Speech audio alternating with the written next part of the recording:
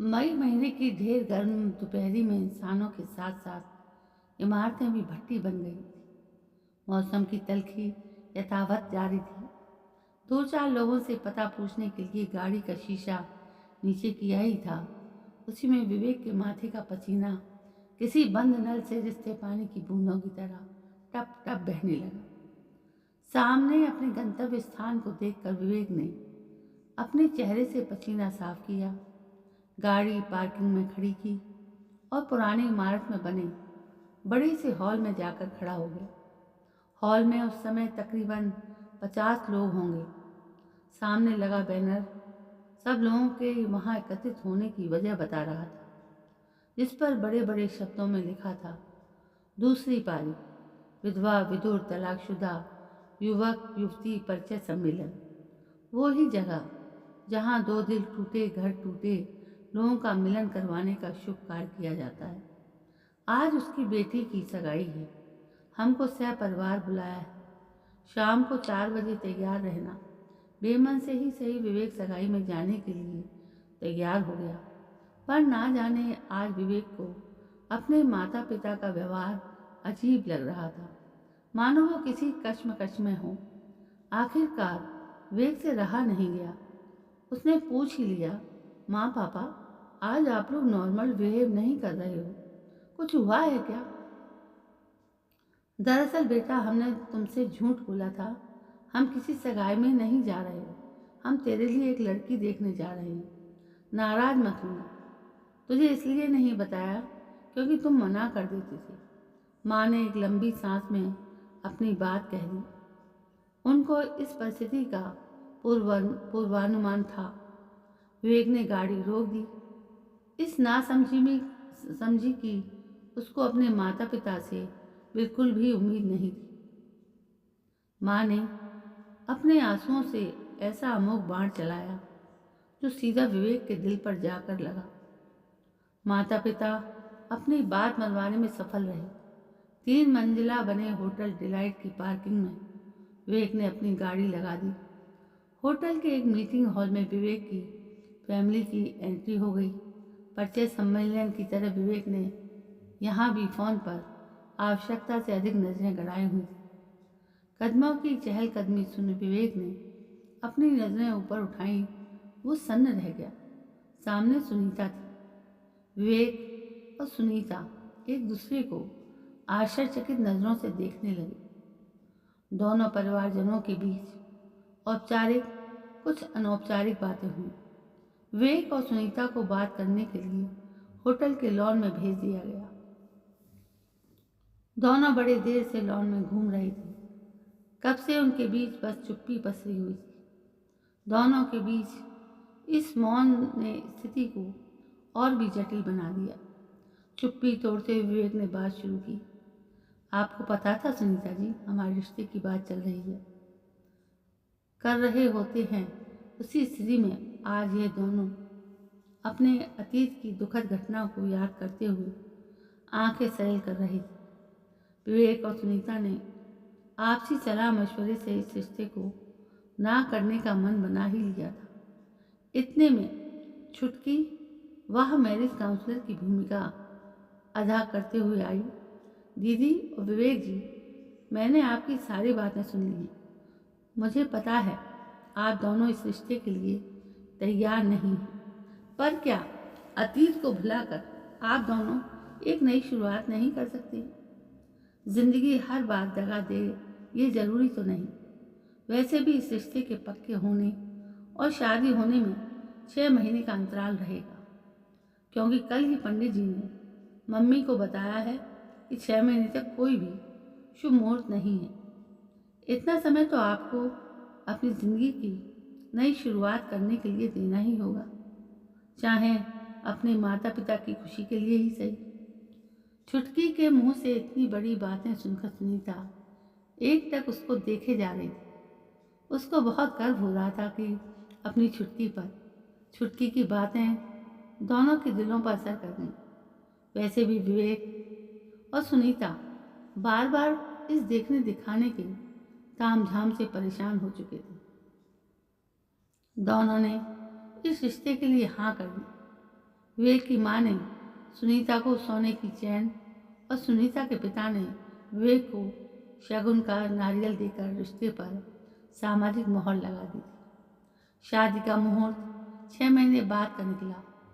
विवेक और सुनीता सिर्फ अपने माँ बाप की खुशी और समाज की नज़र में शादी कर रहे थे। दोनों के बीच बातचीत बढ़ाने का काम घर वालों को ही करना था। यह बात दोनों के घर वाले भली भांति जानते थे। इसी योजना के तहत विवेक को माँ ने सुनीता को चूड़ी और अंगूठी का साइज लेने सुनीता के घर भेज दिया। बहाना शादी के जेवरात बनवाने का किया।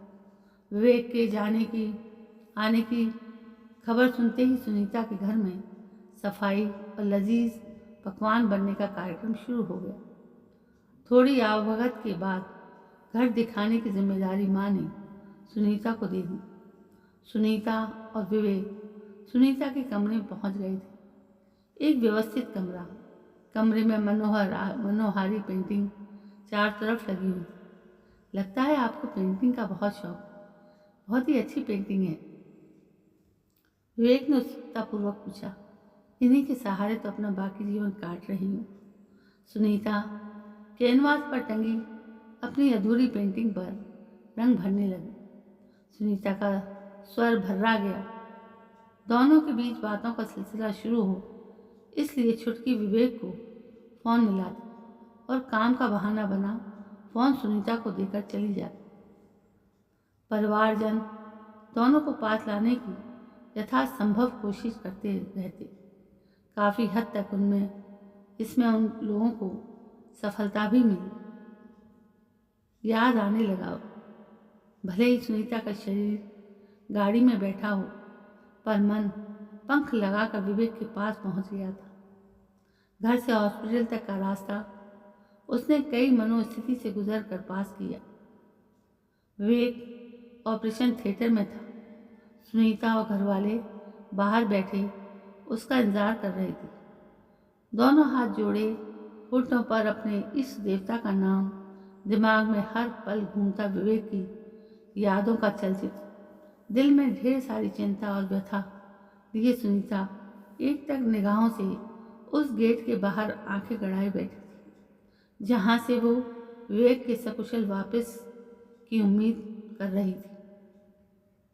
ऑपरेशन थिएटर से आने के बाद विवेक ने सबसे पहले सुनीता से मिलने की इच्छा जाहिर की। दो जोड़ी आंखों से बहती अश्रुधारा विवेक के अपाहिज होने का गम बयां कर रही थी। विवेक कुछ कहता इससे पहले ही सुनीता ने अपने जज्बातों को संभालते हुए कहा, जल्दी घर आ जाओ विवेक जी, अगले हफ्ते हमारी शादी है। एक अपाहिज के साथ अपना जीवन मत बर्बाद करो सुनीता। पिछले 5 साल से एक जिंदा लाश की तरह थी मैं। दुनिया में तो बस देह मात्र थी मेरी, पर आत्मा वो तो कब की मर चुकी थी। आपने मुझे दोबारा जीना सिखाया है विवेक जी। मुझे फिर से विश्वास करना, प्यार करना सिखाया है। सुनीता, तुम ये सब जज्बातों में बहकर कह रही हो। जिंदगी बहुत लंबी होती है। पूरा जीवन एक बेसहारा का सहारा बन गुजारना पड़ेगा तुमको। प्रैक्टिकल होकर सोचो सुनीता, अगर ये सब मेरे साथ हुआ होता, आप छोड़ देते मुझे? सुनीता ने प्रश्नवाचक दृष्टि विवेक पर डाली। तुम्हारी बात अलग है सुनीता। प्यार करते हो तो आप मुझसे। विवेक ने मुंह फेर लिया। सुनीता ने स्नेह भरा हाथ विवेक के सर पर फेरा। विवेक छोटे बच्चे की तरह फबक फबक कर रोने लगा। बहुत प्यार करने लगा हूं तुमको सुनीता, अपने आप से भी ज्यादा। सुनीता के चेहरे पर मुस्कान बिखर गई।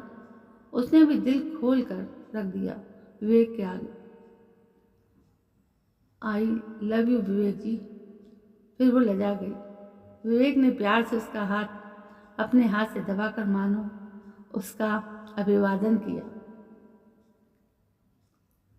मैंने बिल्कुल भी नहीं सोचा था हमारे प्यार का इजहार हॉस्पिटल में होगा। हमारी लाइफ में इतनी ट्रेजेडी क्यों आती है। सुनीता माहौल को हल्का बनाने में लगी थी ताकि विवेक थोड़ा संभल जाए। विवेक थोड़ा मुस्कुराया और अगले ही पल थोड़ा गंभीर होकर बोला, एक बार फिर सोच लो सुनीता। सुनीता कुछ बोलती इससे पहले ही सुनीता के पिता और बाकी घर वाले विवेक से मिलने आ गए। सुनीता को कुछ सोचने की ज़रूरत नहीं है बेटा, ये शादी जरूर होगी। तुमसे अच्छा जीवन साथी मेरी बेटी को नहीं मिल सकता। डॉक्टर से बात हुई है, अभी तुम्हें कृत्रिम पैर लग सकता है। एक ऑपरेशन के बाद तुम फिर चल फिर सकते हो। बेटा, सुनीता के पिता ने आशीष भरा हाथ दोनों के सर पर रख दिया। दोनों की अटूट गांठ अब कोई ऑपरेशन नहीं तोड़ सकता था। सुनीता और विवेक को आखिर उनके जीवन की दूसरी पारी का साझीदार मिल ही गया था। तो दोस्तों, ऐसा भी मोड़ आता है जिंदगी में कि कभी कभी खुशियाँ झोली भर भर के हमारे दरवाजे पर दस्तक देती है। तो दोस्तों, कैसी लगी आपको ये कहानी विवेक और सुनीता की? आपको पसंद आई है इसलिए तो आपने ये कहानी पूरी पढ़ी है। यदि पढ़ ली है तो मेरे इस कहानी पर एक प्यारा सा कमेंट ज़रूर करिए और मेरे इस चैनल को सब्सक्राइब करना भी ना भूलें। कल मैं फिर हाजिर होती हूँ एक नई कहानी को लेकर। तब तक के लिए जय हिंद, वंदे मातरम।